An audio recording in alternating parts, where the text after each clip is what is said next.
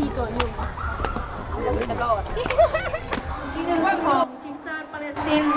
โดยนักกีฬาหมายเลข15โมฮัมหมัดซันดูกา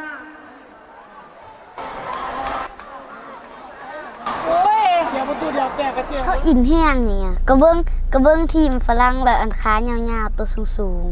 ๆดาวเขาเลยเตี้ยทีมฝรั่งขนาดขายาวโหดเนาะยาวจิโร่จิเล่เนาะตัวเองกับฝรั่งแก้ป้อมไปกันเลยจะไปกันเลยจะไปเบิ้งเตะบานไปเบิ่งเตะบ้านแมนในเสื้อบ่อันเด็กก็อยากเอาเข่าแต่ว่าเอาเข่าจะบ่เห็นทุ่งสัตว์ลาวต้องมีทุ่งสัตว์ลาวนำต้องเห็นทุ่งสัตว์ลาวไปทางไหนเกือบจะพูดเหรอเช็คกันเลท่อแหละสีน้ำหอมใช่ไหมบ่ซีก็หอมล่ะเพราะหอมใจของกีอยู่ตลอดเสมอไอเลยไอนี่เหรอไอนี่สเปรย์นี่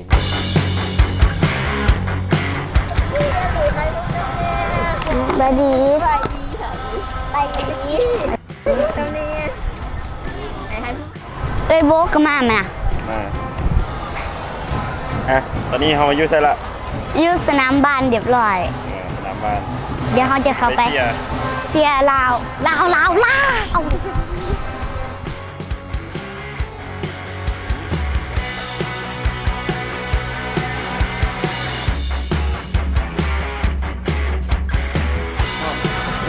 โนแต่เศร้าล่ะเขาคือบอกคืนนี่แต่เลยวะเขาคือบอกคืนแต่เลย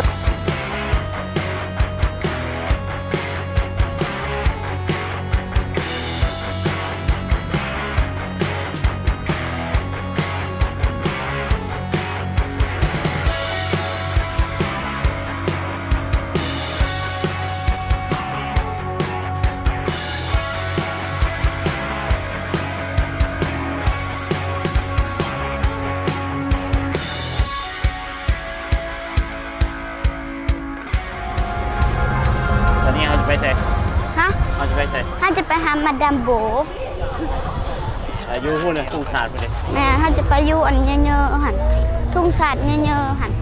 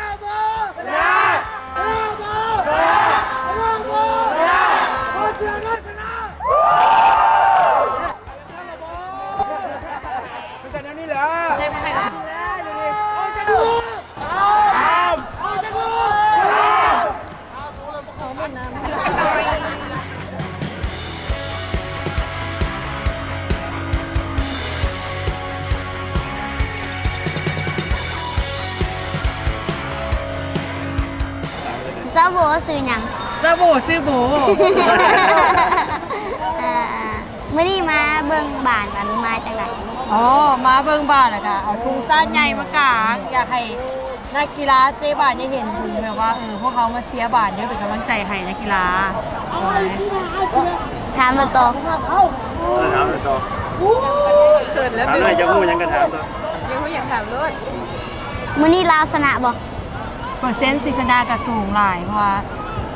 มื้อแมตช์สุดท้ายแล้วเด้สำหรับลาวเขาห้องตัวเป็นอย่างจะขอให้คนกำลังใจลาวเข้าไว้ที่ไหนก็ชนะเนาะแม่ชนะไหนก็ชนะโฆษณาเก่งโฆษณาใจค่อยโอ้ตอนนี้ยัง0-0อยู่ที่บ้านใจจะรู้หน่วยนึงก็ดีใจแล้วตอนนี้โอ้ยโอเคไปยาโอเคไป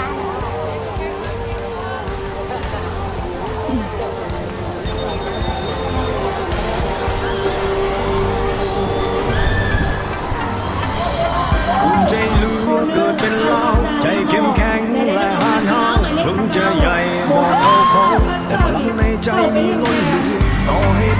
สิงหรือเสือจะลงไปลุกขึ้นเหนือใจเข้มแข็งนี่เนื้อเฟือบ่เหลือใจไว้ให้อ่อนแอเมื่อพลังยังมีอยู่ที่ใจแม้จุดมุ่งหมายยังอีกไกลจะบ่ท้อใจ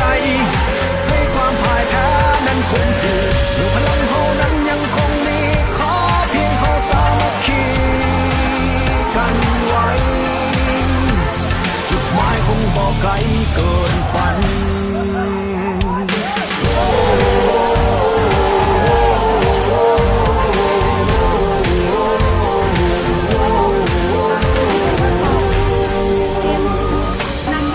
เส้นทางยังอีกไกลเพื่อเป้าหมายจะฝ่าไปอุปสรรคมีเท่าใดบ่เคยบันไหวและย่านฟูต่อให้พบสิ่งเสือจะลงไปลุยสุด เดี๋ยวถ่ายรูปก่อนเด้อบ่เฝ้าเก็บ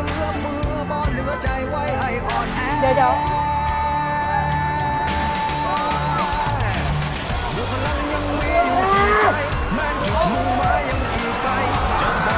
ดี๋ยวลูกแง่2คนนี้ให้มันถ่ายรูปบอกให้เขาจะถ่ายรูป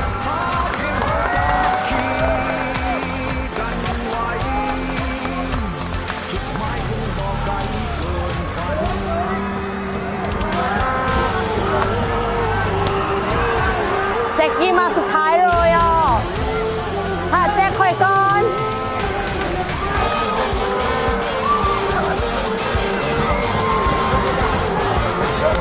ตบมือนะ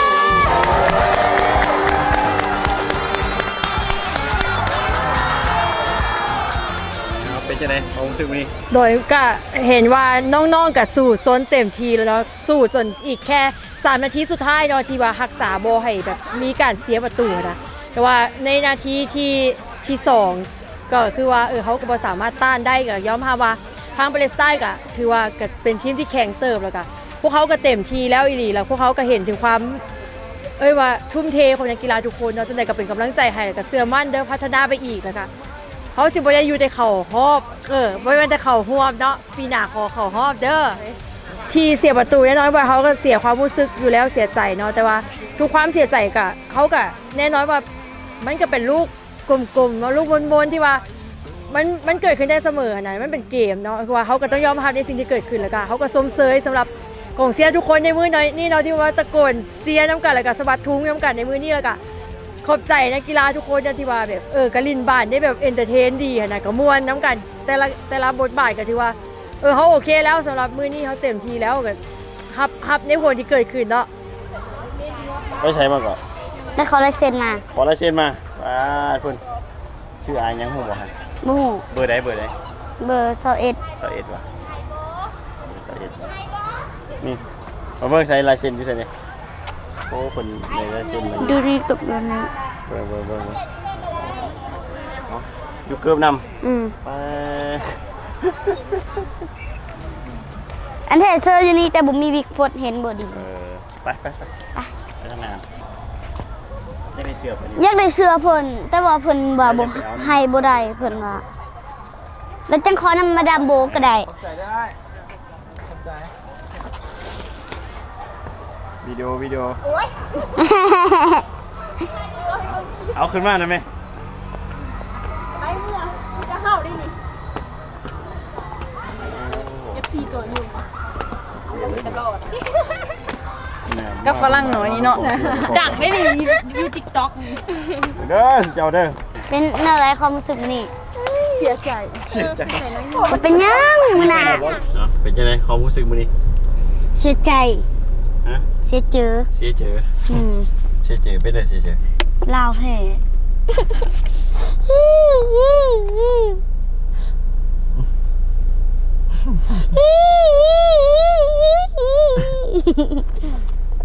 เสียจากลูก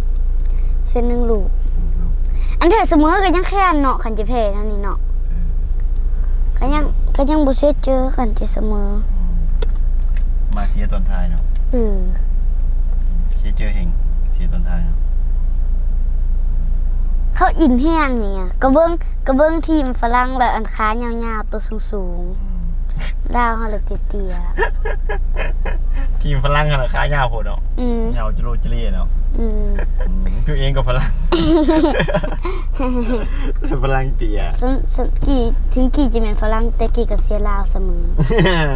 เพราะลาวเป็นประเทศของกี่ เอาไว้เป็นคลิปได้ไหม บายเดี๋ยวมื้อหน้าเจอกันไหมหรือว่าเดี๋ยวเจอกันไหม